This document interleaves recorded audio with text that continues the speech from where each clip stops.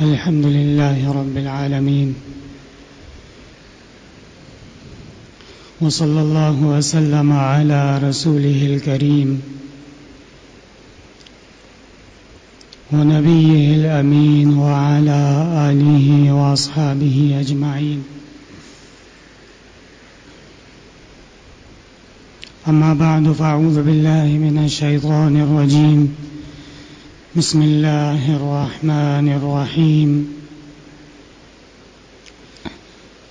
يا أيها الذين آمنوا لا تتخذوا بطانة من دونكم لا يألونكم خبالا ودوا ما عنتم قد بدت البغضاء من أفواههم وما تخفي صدورهم أكبر. وقال النبي صلى الله عليه وسلم: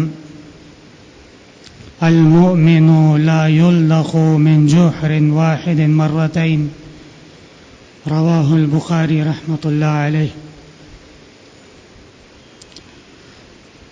ولما أرسل معاوية إلى عائشة رضي الله عنها أن اكتبي إليه النصيحة، فقالت: أما بعد،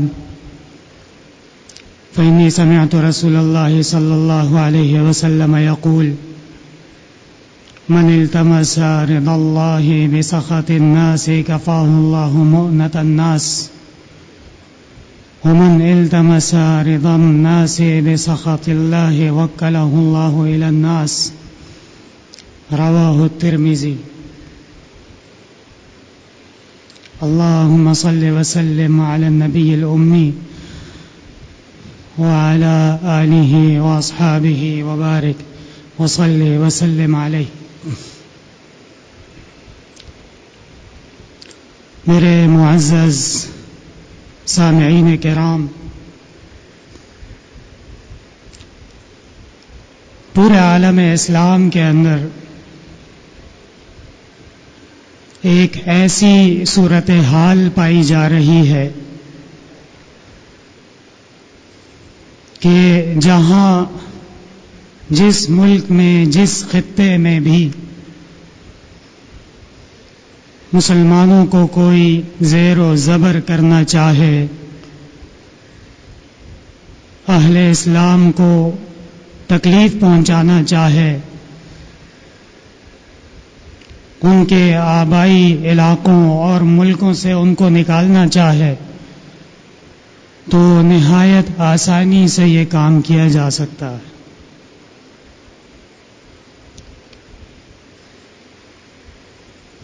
اور اس کام کے ہونے کے باوجود بظاہر کہنے کو بہت زیادہ طاقت والے ممالک بھی موجود ہیں اور بڑے بڑے اسلحے موجود ہیں، قسم قسم کے فورسز موجود ہیں، لیکن زبان حال سے یہ پتہ چلتا ہے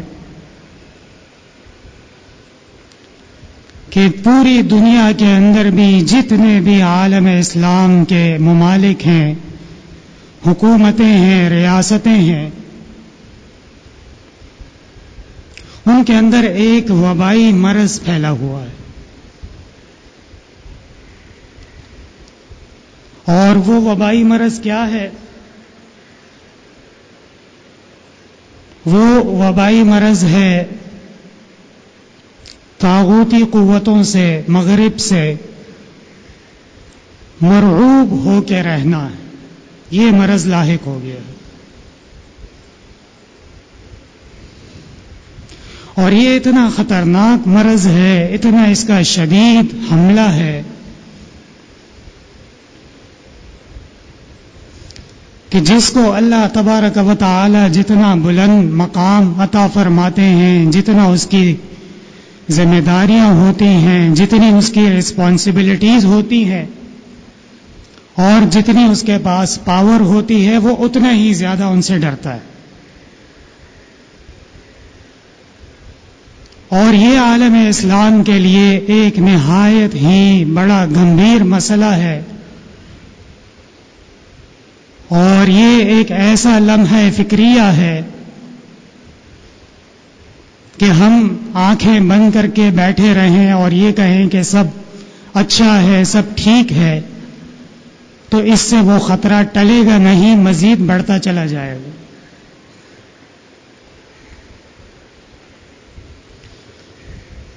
ہر مسلمان کو، ہر انسان کو یہ چاہیے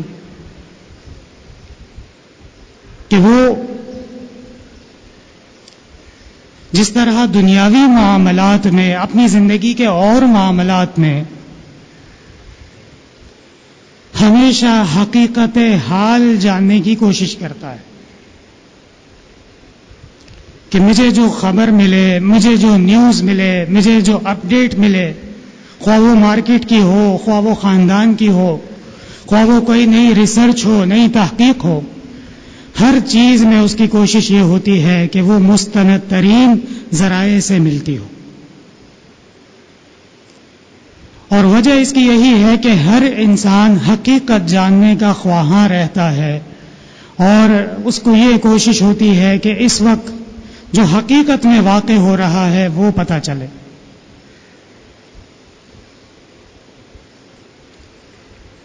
اسی طرح یہ جو ہمارے اسلامی ممالک اور بحیثیت قوم کے پورا عالم اسلام، یہ پچھلی کئی صدیوں سے زبوں کا شکار ہے اور کئی صدیوں سے مرعوب بھی ہے، مظلوم بھی ہے، اس کے ساتھ دھوکے بھی ہوئے ہیں اور اس کے ساتھ زیادتیاں بھی ہوئی ہیں، اور یہ بالکل ایک بے سر و سامان مظلوم غلام کی حیثیت سے اس عالم میں اس وقت گزار رہے ہیں۔ تو جس طرح ہم باقی جتنی بھی چیزوں اور معاملات کے اندر اس کو درست کرنے کی کوشش کرتے ہیں، اور ہمیشہ ہماری یہ کوشش ہوتی ہے کہ ہم صحیح اس کا حل تلاش کر کے بروقت اصلاح کر لیں،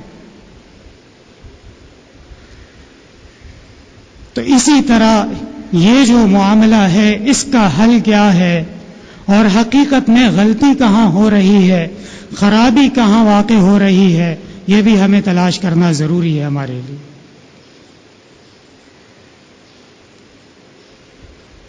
دنیا کے اندر جو احوال ہے، خاص طور پہ جو فلسطین میں ہو رہا ہے، چھوٹی چھوٹی بچیاں، چھوٹے چھوٹے بچے، ملبے سے ان کی لاشیں نکالی جا رہی ہیں، کئی کئی دن بعد نکالی جا رہی ہیں، اور اس طرح کسی جانور کو بھی مارا جائے تو دنیا میں آواز اڑ جائے گی کہ کیا ہو رہا ہے، غلط ہو رہا ہے۔ کس طرح معصوم بچیوں کو گرفتار کیا جا رہا ہے، معصوم بچوں کو گرفتار کر کے غائب کیا جا رہا ہے، اور جو لوگ وہاں آتے جاتے ہیں وہاں کے حالات سمجھتے ہیں، وہ کہتے ہیں کہ بسا اوقات ایسا ہوتا ہے کہ جس کو ایک دفعہ گرفتار کر لیا گیا وہ زندگی بھر واپس نہیں آئے۔ اور اس کے علاوہ شام میں کس طرح مسلمانوں کا قتل عام کیا گیا، عراق میں کس طرح مسلمانوں کا قتل عام کیا گیا، لیبیا میں جو حالات ہیں، ایک جانے مانے مسلمان لیڈر کو کچھ بھی ہو، ریاست کا اپنا ایک مقام ہوتا ہے، اس کے اپنے پروٹوکولز ہوتے ہیں، اپنے آداب ہوتے ہیں، کس طرح بے عزتی سے اس کو ایک سیوریج کی لائن سے نکال کے قتل کیا گیا۔ اس سے زیادہ بے عزتی، اس سے زیادہ ذلیل رسوا ہو نہیں سکتے، اس سے بڑھ کے کیا ہوگا؟ میرے محترم بزرگوں اور بھائیوں، اور دوسری طرف ذرا آئینہ دیکھنا بھی ضروری ہوتا ہے اور گریبان میں جھانکنا بھی ضروری ہوتا ہے۔ ہمارے ہاں یہ تصور قائم ہو چکا ہے کہ کوئی بھی ریاست ہو، کوئی بھی ملک ہو، کوئی بھی حکومت ہو، اس کو چلانے کے لیے اور اس کو ایک کامیاب طریقے سے آگے بڑھانے کے لیے جو شرط اول ہے، فرسٹ کنڈیشن ہے، وہ یہ ہے کہ مغرب آپ سے خوش ہونا چاہیے. اور اگر مغرب اس کی نظر کرم نہیں ہے اور اس کی گڈ بکس میں آپ شامل نہیں ہیں تو پھر سوال ہی پیدا نہیں ہوتا کہ کوئی بڑے سے بڑا مینڈیٹ لے کر آنے والا وہ بھی کوئی حکومت چلا کے دکھا دے. اور یہ صرف مفروضہ نہیں ہے، باقاعدہ اس کو لوگ حقیقت سمجھ رہے ہیں اور اس کا پریکٹیکل کر کے دیکھ رہے ہیں.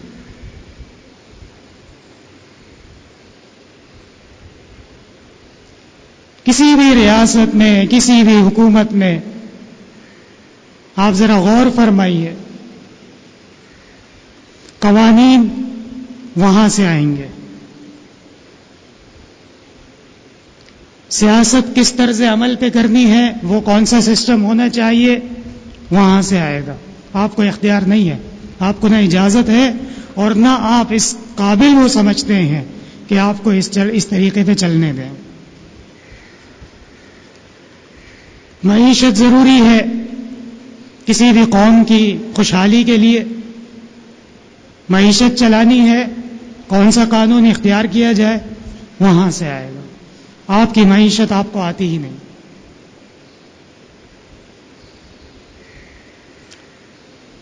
اور اس کے علاوہ جتنے بھی ایسے اہم ترین مقاصد ہیں اور اہم ترین شرائط ہیں کسی بھی حکومت کے اور کسی بھی قوم کی کامیابی کے، سوال ہی پیدا نہیں ہوتا، مجال ہے کہ وہاں کسی بھی قسم کی شرعی تعلیم کو برداشت کیا جائے اور اس کو موقع دیا جائے.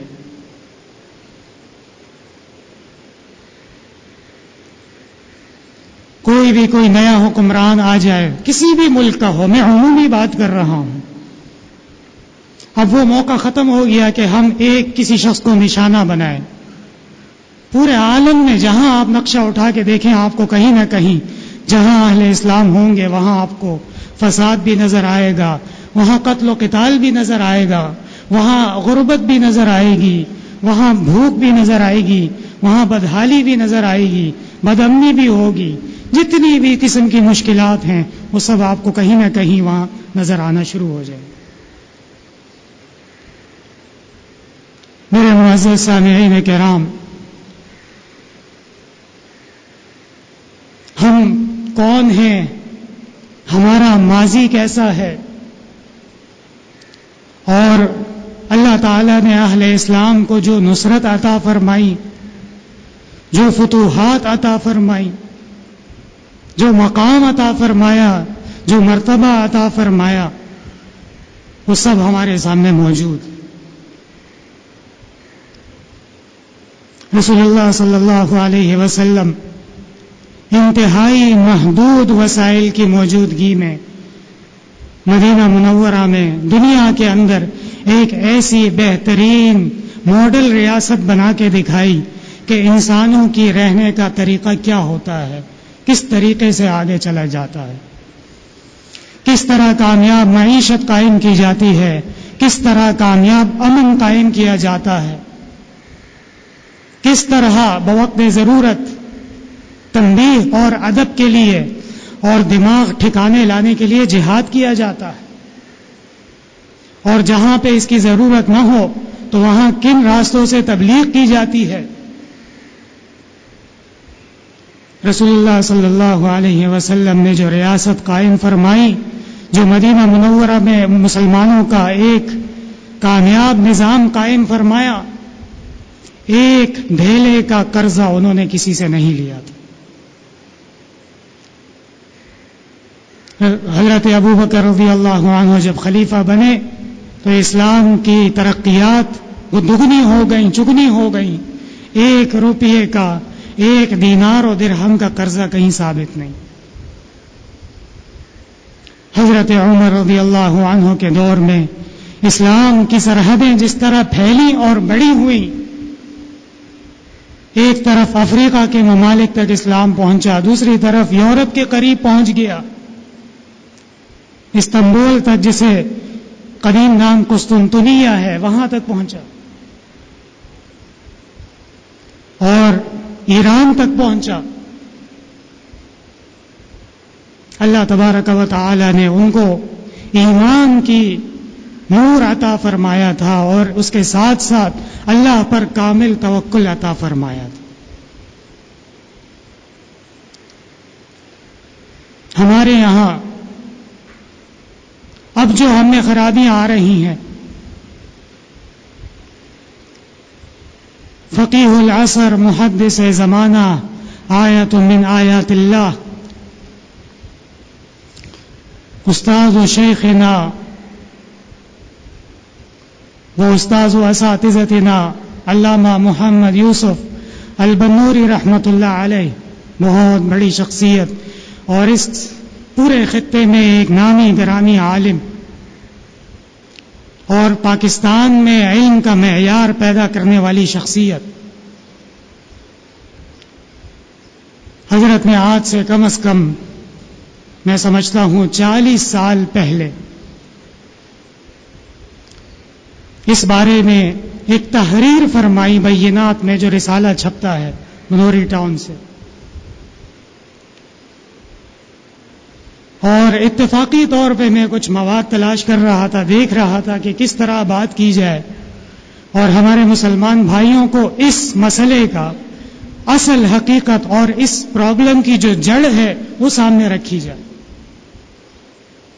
حضرت کی ایک تحریر نظر سے گزری اور ایسا محسوس ہوتا تھا کہ حضرت نے آج کے حالات دیکھ کے یہ تحریر لکھی. اور اس تحریر میں حضرت نے 3 درجے بیان فرمائے ہیں. سب سے پہلے یہ کہ ہم اتنے مرعوب کیوں ہیں، ہم اتنے ڈرتے کیوں ہیں، ہم اتنے خوفزدہ کیوں ہیں، اور ہمیں ہر وقت یہ ڈر کیوں لگا رہتا ہے کہ ذرا سے بھی اگر ہم نے کفر کے خلاف بات کی یا ذرا سے بھی ہم نے طاغوتی قوتوں کو ناراض کیا تو وہ ہمیں تے و بالا کر دیں گے، صفحہ ہستی سے مٹا دیں گے. اس کی کیا وجہ؟ خلاصہ کلام یہ ہے کہ رسول اللہ صلی اللہ علیہ وسلم نے صحابہ کرام سے ایک موقع پہ فرمایا کہ جب تم میں دنیا کی محبت پیدا ہو جائے گی تو تم میں وہن آ جائے گا. صحابہ کرام نے رسول اللہ صلی اللہ علیہ وسلم سے پوچھا کہ حضرت جی یہ وہن کیا ہے؟ آپ صلی اللہ علیہ وسلم نے فرمایا، میں حدیث کا مفہوم بیان کر رہا ہوں آپ کی آسانی کے لیے ترجمے کے ساتھ. فرمایا تم میں خوف آ جائے گا. صاف ستھری حدیث ہے اور مسئلے کا حل موجود کہ خوف اس شخص میں آتا ہے، اس مسلمان میں، اس مومن میں سرایت کر جاتا ہے اور اس کو دنیا سے محبت اتنی شدید ہو جاتی ہے کہ پھر وہ دنیا کا کوئی مرتبہ، کوئی مال، کوئی مراعات اور دنیا میں حاصل ہونے والے مٹیریلز، حقیقت میں سب مٹیریل ہیں، بہت بڑے تیر مار لیے اور اتنی بڑی بڑی کرپشنیں کر لیں تو نتیجے میں کیا ملا؟ زمین ملی، وہ مادہ ہے. گاڑیاں ملی، وہ لوہے سے بنتی ہیں، مادہ ہے. ڈالر ملے، سونا ملا، سب کے سب مٹیریلزم. تو اگر کسی شخص کا اعتماد اور عقیدہ اللہ تبارک و تعالی کی ذات سے ہٹ کے دنیا کی اشیاء کی طرف متوجہ ہو جائے تو پھر اس کے اندر وہ قوت، وہ طاقت، وہ شجاعت، وہ اللہ سے ڈرنا اور اللہ کے علاوہ کسی اور سے نہ ڈرنا، یہ کیفیات ختم ہو جاتی.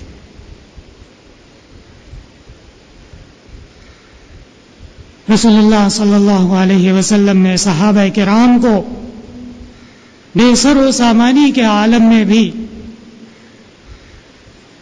جب فیصلہ یہ ہوا کہ جہاد کرنا ہے اور ابو سفیان کا قافلہ جس نے اپنے دفاع کے لیے اور مسلمانوں سے جنگ کے لیے مکہ والوں کو بلا لیا ہے،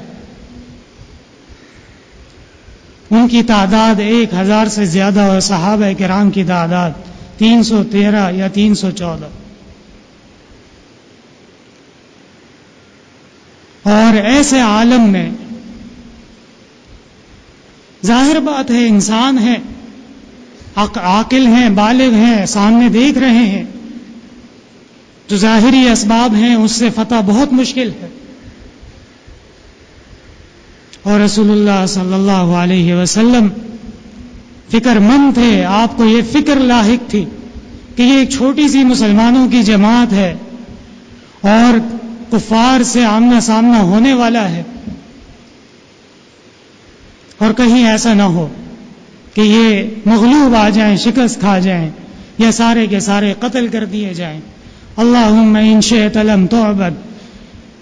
رسول اللہ صلی اللہ علیہ وسلم کے لیے خیمہ لگایا گیا، مسجد عریش آج بھی بدر میں موجود ہے، اور وہاں آپ صلی اللہ علیہ وسلم نے اللہ تعالیٰ سے خاص دعا مانگی، خاص راز و نیاز فرمایا اور کہا اے اللہ، یہ آپ کے دین کی اتباع کرنے والے چند افراد ہیں، اگر یہ ختم ہو گئے یا یہ اپنے ایمان سے واپس ہو گئے تو پھر آپ کی عبادت کرنے والا کوئی نہیں ہو. اور ظاہر بات ہے اولین سابقین بدرین صحابہ کائنات میں انبیاء کے بعد بہت بڑے درجے والے افراد ہیں اور بہت ہی عظمت والی شخصیات ہیں. ایسے خوف کے ماحول میں، ایسے ڈر کے ماحول میں، بے سر و سامانی کے ماحول میں، محدثین نے لکھا ہے کہ تمام صحابہ کے پاس تلواریں بھی نہیں تھیں. کسی کے پاس ڈنڈا تھا، کسی کے پاس نیزہ تھا، کسی نے جنگل سے کوئی لکڑی توڑ لی، اس سے جہاد کا ارادہ کر لیا. اور مقداد ابن الاسود رضی اللہ عنہ بدر کے میدان میں کھڑے ہوئے اور تقریر کی اور رسول اللہ صلی اللہ علیہ وسلم کو مخاطب کیا اور کہا اے اللہ کے رسول، ہم قوم موسیٰ کی طرح نہیں ہیں کہ ہم کہیں کہ اذهب انت وربک فقاتلا انا ہاہنا قاعدون، جائیے آپ اور آپ کے اللہ جائیے اور ان سے جہاد کیجیے، ہم نہیں کر سکتے، یہ تو بہت زیادہ ہیں، ان کے پاس تو بہت پاور ہے، ان کے پاس تو بڑا اسلحہ ہے، ان کی تو ٹیلی فون بھی فوراً اٹھانے پڑتے ہیں، ناراض ہو گئے تو بہت بڑا مسئلہ ہو جائے گا. یہ نہیں کہا، بل نقاتل عن یمینک وعن شمالک وعن خلفک وعن امامک، ہم جہاد کریں گے، آپ کے دائیں بھی کھڑے ہوں گے، آپ کے بائیں بھی موجود رہیں گے، آپ کے آگے بھی موجود رہیں گے اور آپ کے پیچھے بھی ہم موجود ہوں گے. حضرت آپ فکر نہ کیجیے، ہمت کرنی پڑتی ہے، حوصلہ کرنا پڑتا ہے، اللہ پہ توکل کرنا پڑتا ہے. نتیجہ آپ حضرات کے سامنے. مشرکین کو پھر سر چھپانے کی جگہ نہیں ملی، وہ بھاگے تو مکہ تک بھاگتے چلے گئے اور سارے ان کے بڑے شیاطین اور بڑے مکار و فریبی وہ سب گرفت میں آئے، کوئی قید ہوا اور کوئی قتل ہوا. تقاریر بھی بعض اوقات بہت زیادہ اثر فرما دیتی ہیں. اللہ تعالیٰ نے بعض حضرات کو ایسا ملکہ عطا فرمایا ہوتا ہے کہ جب وہ کوئی تقریر کر لیں، کوئی کلمات کہہ دیں تو اس کا اثر مسلمانوں پہ بڑا جلدی ہوتا ہے. حضرت والد صاحب رحمۃ اللہ علیہ، اللہ تعالیٰ نے جہاں ان کو بے شمار خصوصیات سے اور علوم کے خزائن سے نوازا تھا، وہاں حضرت والد صاحب رحمۃ اللہ علیہ تقاریر کے بھی امام تھے. اور کچھ مواقع ایسے آئے ہیں کہ جہاں پورے پاکستان کے علماء کا ایک موقف تھا اور حضرت والد صاحب رحمۃ اللہ علیہ کا دوسرا موقف تھا، اور حضرت والد صاحب کی تقریر کے بعد سب کا موقف بدل چکا تھا. بہت بڑے عالم تھے، بنوری ٹاؤن کے محتممین میں سے حضرت مولانا حبیب اللہ مختار رحمۃ اللہ علیہ شہید، اور ان کو بغیر کسی وجہ کے ظلماً شہید کیا گیا بڑے عجیب و غریب طریقے سے. اور وہاں پہ اجلاس منعقد کیا گیا کہ یہ سیکیورٹی کی صورتحال بڑی خطرناک ہے، کیا کرنا چاہیے ایسے ماحول میں. تمام علماء آتے تھے، تقریر فرماتے تھے. ظاہر بات ہے سب اپنے اپنے حساب سے تسلی اور دین بیان فرما رہے تھے. خلاصہ سب کا یہی تھا کہ ہمیں صبر سے کام لینا چاہیے. وہاں حضرت والد صاحب رحمۃ اللہ علیہ نے تقریر کی، آج بھی تمام علماء کو یاد ہے. حضرت والد صاحب رحمۃ اللہ علیہ نے فرمایا کہ صلح کا موقع تھا حدیبیہ میں، اور صلح میں تو لڑائی بھی نہیں کی جاتی، قتل و قتال تو دور کی بات ہے.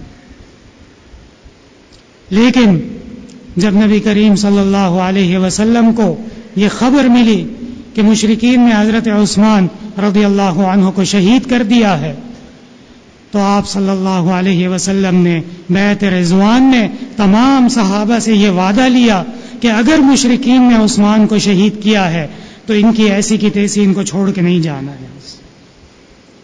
ہر وقت دبے رہنا، ہر وقت صبر کی تلقین کرنا، اور ہر وقت یہ بات کرنا کہ آپ کچھ نہ کریں، آپ کے ساتھ جو ہو رہا ہے، حالات آپ کے سامنے ہیں، مسلمانوں کے ساتھ کس طرح برتاؤ کیا جا رہا ہے. ہمیں وقت آ گیا ہے کہ عنقریب یکجا ہونا پڑے گا، اپنی قوت کو جمع کرنا پڑے گا، اور دنیا کو یہ دکھانا پڑے گا، یہ پیغام دینا پڑے گا کہ ہم اس نبی کے امتی ہیں جو فرماتے تھے انا نبی الملاحم، رحمت للعالمین ہیں. اللہ تبارک و تعالی نے پوری کائنات کے لیے رحمت بنا کے بھیجا ہے، اور جہاں موقع آیا وہاں آپ نے فرمایا میں جنگجو نبی ہوں. ملاحم ملحمہ کی جمع ہے، اور ملحمہ ایسی جنگ کو کہتے ہیں جہاں خون بہتے بہتے زمین سرخ ہو جائے. حنین کے موقع پہ جب بنو حوازن نے تیر ایسے برسائے کہ صحابہ کرام کو کچھ دیر کے لیے حکمت عملی کے طور پہ پیچھے ہٹنا پڑا، رسول اللہ صلی اللہ علیہ وسلم وہاں اپنی سواری پہ تشریف فرما تھے، نیچے اتر گئے اور فرمایا انا النبی لا کذب انا ابن عبد المطلب، میں نبی ہوں اور میں سچا نبی ہوں، میں پیچھے ہٹنے والا نہیں، میں گھبرانے والا نہیں، میں ڈرنے والا نہیں، اور میں عبد المطلب کے اولاد میں سے ہوں. علماء کرام نے فرمایا کہ شجاعت کے لیے، معاشرے میں اپنا مقام پیدا کرنے کے لیے، دنیا کی آنکھوں میں آنکھیں ڈال کے بات کرنے کے لیے دو شرائط لازمی. ایک، انسان کا عقیدہ مضبوط، رسول اللہ صلی اللہ علیہ وسلم اللہ کے برحق اور سچے رسول اور نبی ہیں، اس میں ان کو ذرہ برابر بھی شک نہیں. بنو حوازن کے ہزاروں لاکھوں تیروں کے سامنے آپ کو کوئی پرواہ نہیں. آپ نے صحابہ کرام سے کہا ہٹ جاؤ، میں ان کے ساتھ مقابلہ کرتا ہوں. میرے محترم بھائیوں، ہمیں اپنے عقیدے صحیح کرنے پڑیں گے. ہمیں اپنے جو ہم کلمہ پڑھتے ہیں لا الہ الا اللہ، اس کی حقیقت پر عمل کرنا پڑے گا. کلمہ پڑھ لیا، 100 دفعہ پڑھ لیا، لیکن اس کے باوجود غیر اللہ کا خوف، غیر اللہ سے ڈر، غیر اللہ سے روب، ان سے دبنا، ان سے مرعوب ہونا، ان سے امپریس ہونا، اور اب تو یہاں تک بات پہنچ چکی ہے کہ ان کی نقل کرنا اور اپنے آپ کو ان جیسا سمجھ کے فخر محسوس کرنا. کس چیز میں ہم نے اپنی پہچان باقی رکھی ہے؟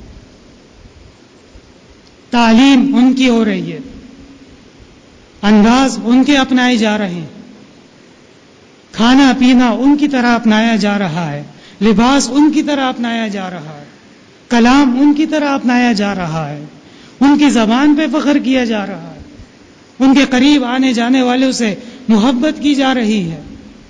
اور کہیں کوئی اس طرح کا کوئی آ جائے بھولا بھٹکا اس طرف، تو سب کی کوشش ہوتی ہے اس سے تعلقات بنائے جائیں. کیا وہ آیات اب قرآن میں موجود نہیں ہے جس میں اللہ تبارک و تعالی نے مسلمانوں کو تنبیہ فرمائی ہے، خبردار کیا ہے؟ لا تتخذوا اليهود والنصارى اولیاء بعضهم اولیاء بعض. ان کے زیادہ قریب جانے کی ضرورت نہیں ہے، یہ آپس میں مل کے کسی بھی وقت آپ کو دھوکہ دے سکتے ہیں. ایک ایک کلمہ، ایک ایک حرف قرآن کا وہ آج بھی سچا ہے اور قیامت تک سچا رہے گا. میں نے ابتدا میں آپ حضرات کے سامنے ایک آیت پڑھی، یا ایھا الذین آمنوا لا تتخذوا بطانۃ من دونکم، اے ایمان والو اپنا مقام کسی اور کو نہ دینا۔ کیسی عظمت والی آیت ہے، اور مسلمانوں سے حکم کیا ہو رہا ہے کہ اپنا مقام کسی اور کو مت دینا۔ لا یعلونکم خبالا، یہ تمہارا کوئی لحاظ نہیں کریں گے۔ جہاں ان کو ڈسنے کا موقع ملے گا، جہاں ان کو پیٹھ میں چھرا گھونپنے کا موقع ملے گا، آپ ان کے بھائی ہی کیوں نہ ہوں، آپ ان کے رشتہ دار ہی کیوں نہ ہوں، آپ نے ان پہ احسان ہی کیوں نہ کیا ہوں، یہ آپ پہ چھرا گھونپیں گے اور آپ کو دھوکہ دیں گے۔ ہٹلر نے جب جرمنی نے یہودیوں کا قتل عام شروع کیا، آج آپ جا کے پتہ کر لیں، تاریخ موجود ہے، مسلمانوں نے پیرس میں اور دیگر علاقوں میں، پیرس کی جو بڑی جامع مسجد ہے وہاں اتنے یہودیوں کو پناہ دی تھی کہ وہاں نماز پڑھنے کی جگہ باقی نہیں رہی۔ آج حالات دیکھ لیں، ہم نے ان کے ساتھ اچھائی کی، ان کو ہم نے احسان کیا، احسان فراموش۔ لا یعلونکم خبالا، یہ تمہارے بارے میں فساد میں، لڑائی میں، جھگڑے میں، مارنے پیٹنے میں ایک ذرہ برابر بھی شکوک و شبہات کا اظہار نہیں کریں گے، جہاں موقع ملے گا آپ کو ضرور ڈسیں گے۔ وَدُّوا مَا عَنِتُّمْ، اور چاہتے ہیں کہ تم ہمیشہ ذلیل رہو۔ قرآن کی آیت، قَدْ بَدَتِ الْبَغْضَاءُ مِنْ أَفْوَاهِهِمْ، کبھی کبھی ان کے منہ سے تمہاری دشمنی ظاہر بھی ہو جاتی ہے، ہوتا ہے کہ نہیں ہوتا؟ کیسے کیسے بیانات آتے ہیں، کیسی کیسی پالیسیاں اختیار کی جا رہی ہیں، کس کس طریقے کے پابندیاں لگائی جا رہی ہیں۔ قد بدت البغضاء من افواہہم، ایک دم کھل کے سامنے تو نہیں آ سکتے، اس لیے کہ منافقت کو بھی اپنانا ہے۔ ہاں، آرام آرام سے غلام کو جیسے کسی جانور کو ٹیم کیا جاتا ہے، اس کو مانوس کیا جاتا ہے کہ پہلے اس پہ لگام ڈال دی، پھر اس پہ زین ڈال دی، پھر اس پہ خود بیٹھ گئے، یہی ماحول ہے۔ وما تخفی صدورہم اکبر، اللہ تعالیٰ نے فرمایا یاد رکھو جو ان کے سینوں میں ہے وہ اس سے زیادہ خطرناک ہے۔ ان کے عزائم، ان کے ارادے، ان کی کوششیں جو یہ زبان پہ تو نہیں لاتے لیکن ان کے سینوں میں موجود ہیں، اور اس سے خبردار رہا کرو۔ بہت بڑا تیر مار لیتے ہیں، چلے جاتے ہیں جی اقوام متحدہ میں پٹیشن فائل کر دی ہم نے۔ اقوام متحدہ نے جب سے وہ وجود میں آئی ہے آج تک ایک مسئلہ تو بتائیے جو آپ کا حل کیا ہو۔ چلو صرف ایک ملک کا نام نہ لو، پورے عالم اسلام کا لے لو۔ الجزائر میں اقوام متحدہ کی موجودگی میں جو ہوا آج شاید بہت سے لوگوں کو پتہ بھی نہیں ہو۔ 10 لاکھ سے زیادہ مسلمان قتل ہوئے وہاں چند دنوں میں۔ بوسنیا میں جو ہوا وہاں فورسز موجود تھیں امن کی۔ کشمیر کا اقوام متحدہ کی امنگوں اور وہاں کی قراردادوں کے مطابق آزادی چاہتے ہیں، یہ بیان جب ہم 8-9 سال کے تھے اس وقت بھی سنا تھا، آج بھی سن رہے ہیں۔ یہ آپ لوگوں کے کام کے لوگ نہیں ہیں۔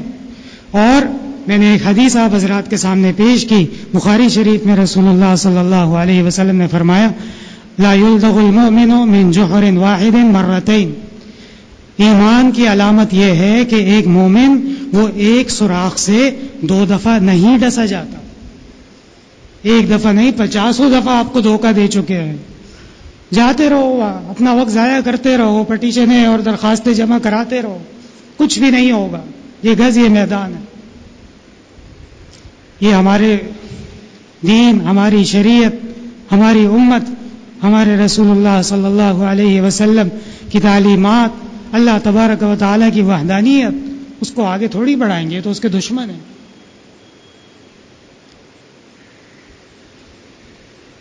میرے محترم بھائیوں، باتیں سخت ہیں، باوجود ہے اس کے کہ موقع محل شاید اتنی سخت بات کا نہیں ہے، لیکن یقین کرنا ضروری ہے۔ اور حالات ایسے ہیں کہ انسان دیکھ نہیں سکتا حالات. چھوٹے چھوٹے بچے ہیں اور وہ فریاد کر رہے ہیں، رو رہے ہیں. کسی کی ماں سامنے مری پڑی، کسی کی بہن پڑی ہوئی، کسی کا باپ پڑا ہوا، کسی کا بھائی پڑا ہوا، بچے کے جسم سے خون بہہ رہا ہے. اور جہاں اسپتالوں میں جہاں پہ ذرا سہولیات فراہم کی جاتی ہیں اس کو گرا دیا جاتا ہے، ختم کر دیا جاتا ہے. ان حالات میں ہم سب کی بحیثیت ایک مسلمان کی ذمہ داری ہے. اگر یہاں جذباتی تقاریر شروع ہو جائیں اور کہا جائے کہ جہاد ضروری ہے اور نکلو جہاد کے لیے، تو آپ یہاں سے کراچی سے بھی باہر نہیں جا سکتے. اس سے پہلے آپ کو کنٹرول کر لیا جائے گا، پکڑ لیا جائے گا. اس لیے کہ ہم نے جو اپنے قائدین چنے ہیں، اپنے وزراء چنے ہیں، اپنے حکومتی ارکان چنے ہیں، ان کی تربیت کیا ہوئی ہے اور وہ کس راستے پہ چل رہے ہیں، ان کو صحیح کرنا ضروری ہے. پہلے الحمدللہ وہ بھی مسلمان ہیں، ایک اللہ سے ڈرنے والے ہیں اور رسول اللہ صلی اللہ علیہ وسلم کے امتی ہیں. ہم تو ظاہر کو دیکھیں گے، باطن سے کیا ہیں وہ اللہ جانتا ہے. امام ابو حنیفہ رحمۃ اللہ علیہ سے ایک شخص کے بارے میں پوچھا گیا، آپ نے فرمایا نحن نتولی الظواہر، ہم جو بھی فیصلہ کریں گے وہ ظاہری طریقے سے کریں گے، اور باطن میں کیا ہو رہا ہے اس کے ہم ذمہ دار نہیں. ہاں اتنی بات ضرور ہے، قلب میں سوز نہیں، روح میں احساس نہیں، کچھ بھی پیغام محمد کا تمہیں پاس نہیں. وہ بھولا بسرا سبق، وہ بھولے بسرے قاعدے اصول، وہ ہماری بھولی ہوئی شان، وہ ہماری فراموش کردہ عظمت، وہ ہمارا کھویا ہوا مقام کہ جہاں مسلمان جاتا تھا تو خود بخود اس کے بارے میں ایک پرسیپشن قائم کر لیا جاتا تھا، ایک گمان کر لیا جاتا تھا کہ یہ عزت دار آدمی ہے، یہ سچا آدمی ہے، یہ کسی سے ڈرنے والا نہیں ہے، ایک اللہ کی عبادت کرتا ہے. یہ ساری جو عقائد ہیں ہم نے اپنے دلوں میں ان کو واپس لے کے آنا ہے. بسد احترام گستاخی معاف، جو دلوں میں ہم نے بت پالے ہوئے ہیں ان بتوں کو توڑ کے واپس ایک اللہ کے ایمان، ایک اللہ کی الوہیت، ایک اللہ کی وحدانیت، ایک اللہ کی شہنشاہیت اور ایک اللہ کی بندگی ہمیں اپنے دل میں لانی ہے. اور ان تمام قسم کے بتوں سے جو ہمیں ڈراتے ہیں، جن سے ہم مرعوب ہیں، جن سے ہم خوف میں رہتے ہیں، جن سے ہم پریشان رہتے ہیں، اور دل کے کوچے میں کہیں نہ کہیں اس بات کا احساس ہوتا ہے کہ یہ جو ہو رہا ہے یہ غلط ہو رہا ہے. جب بڑے سے بڑا حکمران ہی کیوں نہ ہو، لے آؤ سامنے اس کو اور کہو کہ قسم کھاؤ قرآن کی، اللہ کی، قرآن پہ ہاتھ رکھو، تم جو کر رہے ہو یہ دین و شریعت اور اللہ کے احکام کے مطابق ہے یا نہیں. اگر اس میں ذرہ بھر بھی ایمان ہو تو وہ سچ بول دے گا. ایک زاویے سے دیکھا جائے تو یہ کسی ایک فرد کا قصور نہیں ہے، یہ باقاعدہ ایک نہج ڈیولپ ہوا ہے، ایک ڈھب اور ایک طریقہ ہمارے اپنے کردار کی وجہ سے، ہمارے اسلوب کی وجہ سے. علامہ اقبال کتنے بڑے عالم، ان کی جو شکل و صورت تھی وہ ایک عام شاعر جیسی تھی، لیکن وہ علم کے بہت بڑے خزانے تھے. اور حضرت مولانا انور شاہ کشمیری رحمۃ اللہ علیہ کے شاگردی میں بھی رہے تھے. اور حضرت شاہ صاحب رحمۃ اللہ علیہ کے پاس جب تشریف لائے تو اس وقت ایک اور عالم نے ان سے نقل کیا ہے کہ میں نے لندن میں جا کے فلسفے میں وقت ضائع کیا ہے، مجھے اصل علوم یہاں حاصل کرنے چاہیے.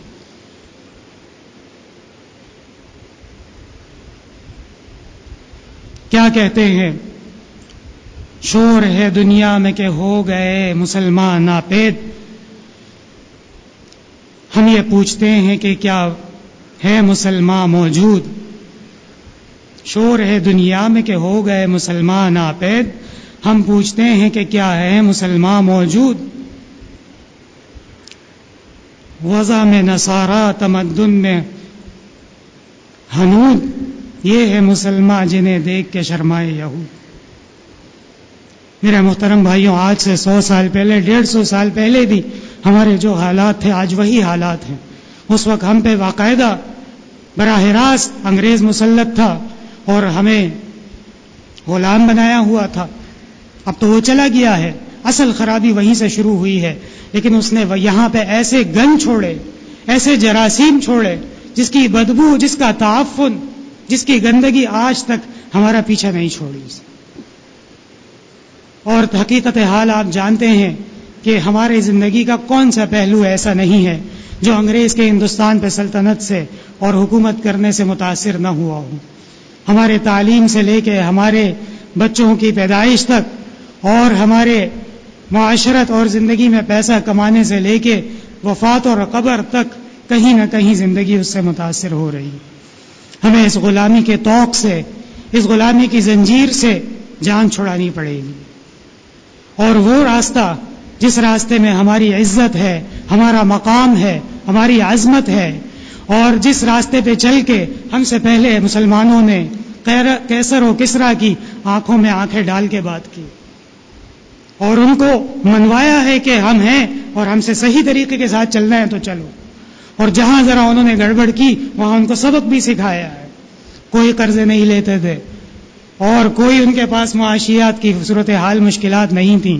ساری کی ساری وجہ یہ تھی کہ وہ ایک اللہ تبارک و تعالیٰ کے حقیقتاً ایمان رکھنے والے تھے اور حقیقی طور پہ توکل کرنے والے تھے. حقیقی طور پہ رسول اللہ صلی اللہ علیہ وسلم کی تعلیمات کے شیدائی تھے، اس پہ مر کٹنے والے تھے. حضرت معاویہ رضی اللہ عنہ نے حضرت عائشہ صدیقہ رضی اللہ عنہا سے کہا مجھے نصیحت فرمائیے اور مختصر نصیحت ہو. حضرت عائشہ صدیقہ رضی اللہ عنہا نے فرمایا، ترمذی شریف میں حدیث موجود ہے، فرماتی تھی میں نے رسول اللہ صلی اللہ علیہ وسلم کو سنا، آپ فرما رہے تھے کہ جس نے اللہ کو خوش رکھنے کے لیے، اللہ کی رضا رکھنے کے لیے لوگوں کے خلاف بھی کیا، اللہ تبارک و تعالی اس کے لیے لوگوں کی طرف سے کافی ہو جائیں گے. اور جس نے لوگوں کو خوش کرنے کے لیے یا دنیا کے کسی بھی فرد کو خوش کرنے کے لیے اللہ کو ناراض کیا، اللہ تبارک و تعالی اسی کے حوالے کر دیتے ہیں کہ جاؤ اب وہاں ذلیل و خوار ہوتے رہو. میرے محترم بھائیوں، ہم زیادہ کچھ کہہ بھی نہیں سکتے، اس لیے کہ پھر مایوسی بھی پیدا نہیں کرنی. اور ہم الحمدللہ اب بھی ہمارے اندر عالم اسلام کا وہ زبردست قسم کا ولولہ موجود ہے، قرآن و سنت موجود ہے، تعلیمات موجود ہیں. صرف اور صرف ہمیں اپنا سبق دوبارہ سے دہرانا ہے، بھولا ہوا مقام ایک دفعہ دوبارہ حاصل کرنے کی کوشش کرنی ہے. اس کے راستے، اس کے طریقے، اس کا لائحہ عمل سب کچھ ہمارے پاس موجود ہے. اللہ تبارک و تعالی توفیق عطا فرمائے. وآخر دعوانا ان الحمدللہ.